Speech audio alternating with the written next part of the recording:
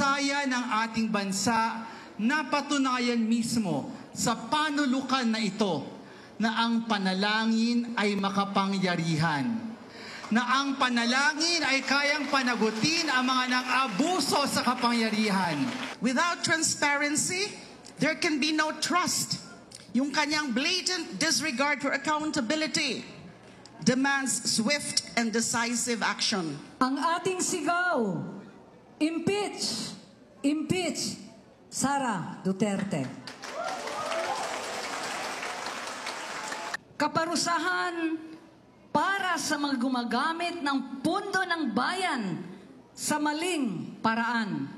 Hayaan nating ipaliwanag ng mga taong dapat managot kung saan nila dinala ang pera ng bayan. Dahil ito ay ang ating obligasyong moral.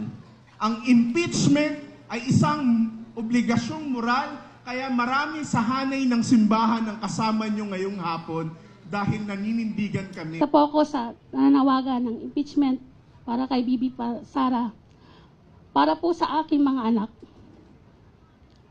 Gusto ko pong magkaroon ng tunay at katarungan po ang hustisya, ng hustisya. Isa po akong member ng EGK family na wala po yung aking asawa.